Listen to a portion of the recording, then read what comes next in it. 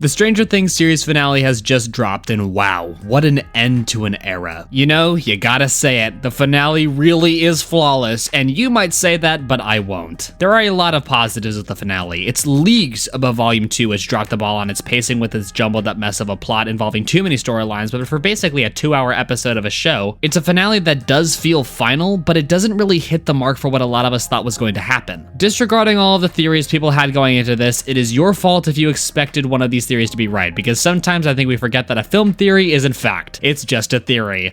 A film! I had the honor of actually being able to purchase tickets to see this puppy in a movie theater, and also had the pleasure of watching it on my couch the night before, and I'm perfectly satisfied with most of it. But both times there is one part of this finale that never failed to disappoint me. The Mind Flayer was executed poorly, and what started out as a fantastic idea turned into nothing. And I feel safe in assuming most people think that, because you obviously clicked on this video, but don't really know why it felt anticlimactic. So I'm going to explain how Stranger Things Season 5 teaches us how not to write a final fight. Make sure to like, comment, type, join my Discord server, and subscribe, because new year, no goal, and let's try and get to 50k subscribers by the end of the year. Now, I usually talk about characters, and sure, the Mind Flayer is a character, but a very absent one to say the least. Now, from my personal experience watching the episode, I kind of stood up on my couch because I knew stuff was getting intense, and let me just say this. The fact that it is the Mind Flayer isn't necessarily a twist, but it's nice to see it confirmed. Before I move on, though, I need to reiterate I'm being a negative Nancy right now, except I'm less of a sharpshooter. But I need everyone to know that this is one of my only complaints I have with the finale, but I think it's big enough to talk about compared to everything I liked about it, because this is a final fight of an entire show. How did you mess it up? We go from a really cool awakening scene, I mean, I can tell where all the budget went into the season now, to suddenly having this be an extremely short and easy fight for them to win, including not 1, but 2 fake-out deaths out of 5 that were in this episode, and yes, I counted. When I say it feels extremely short, I'm not talking about the pace of the fight as I talked about pacing in my last video, but instead it's just actually short for what is supposed to be the biggest deciding factor of the entire show, and counting from the moment the Mind Flayer starts waking up to the last time you see it dead is 8 minutes and 19 seconds, from 1 hour and 19 seconds into the episode to 1 hour, 8 minutes and 37 seconds into the episode. Now you may argue that this isn't too bad. Comparing it to Season 3's final fight starting when Billy puts Elle down in front of the Flesh Flare to when it's dead is exactly 9 minutes and 18 seconds. Sure, maybe the series finale should have had the longer fight because it's significantly the longer episode, but 59 seconds on the dot isn't so much gone or added.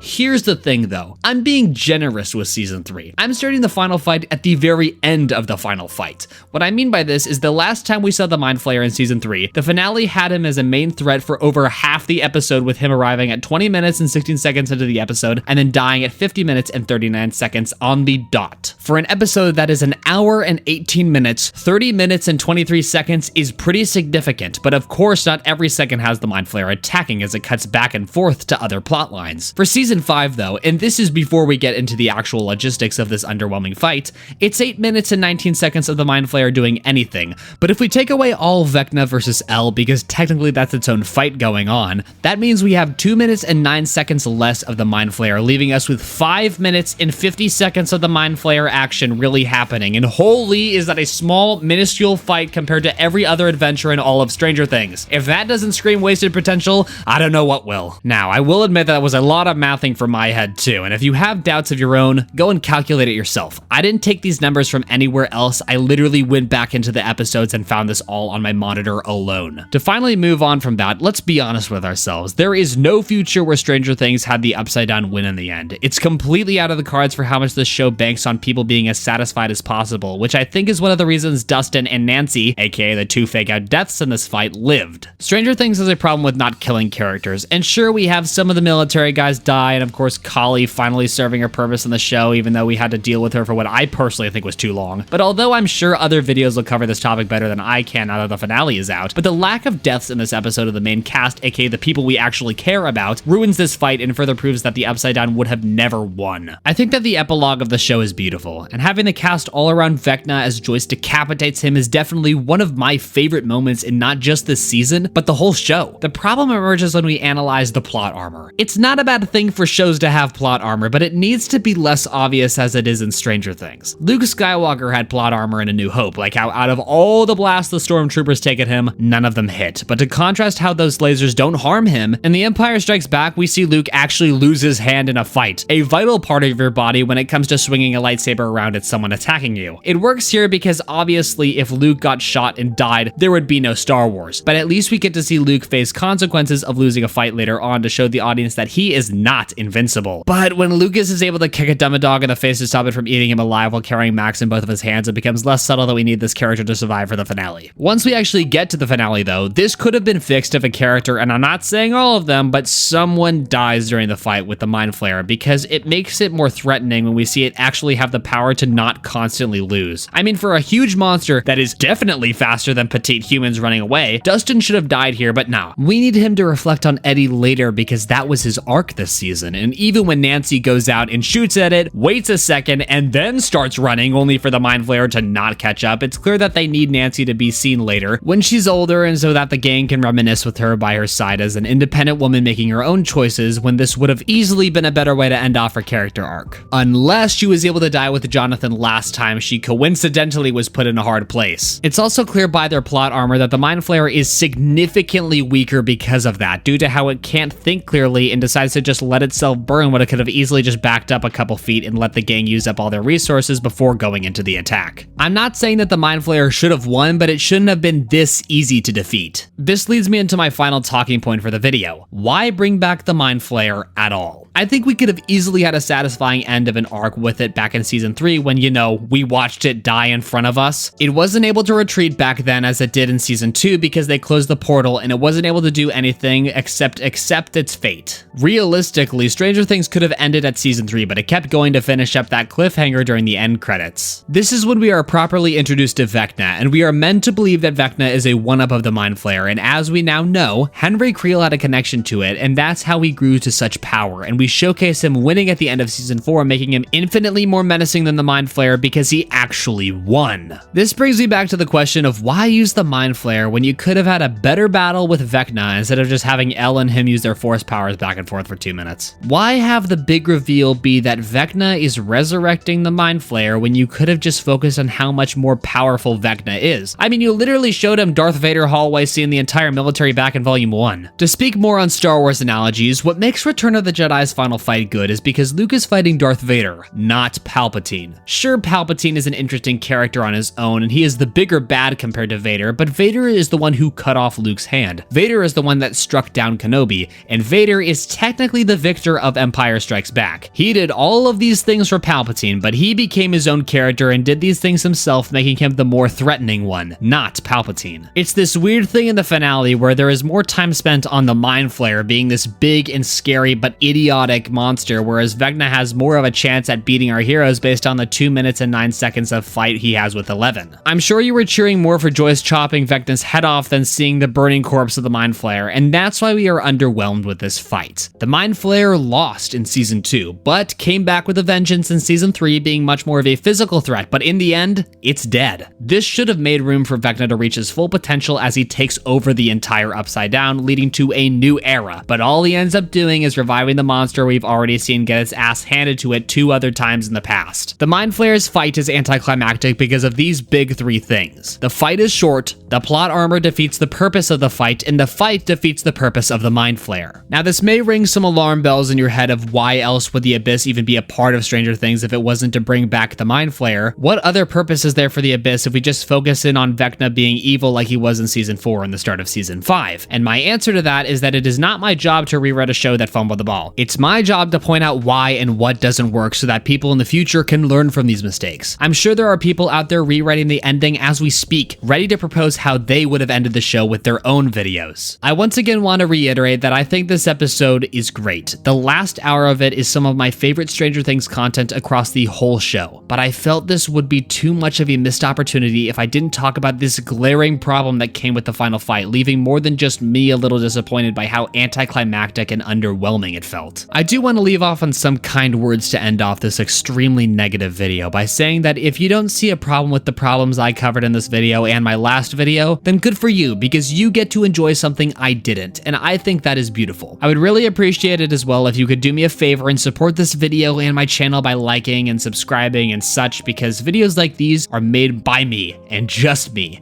and gathering up all this evidence, writing a script, recording that script, and editing an entire video around it can be very difficult, but fulfilling when people respond to it. With that said, happy 2026, people. I'm Enchanted. Bye.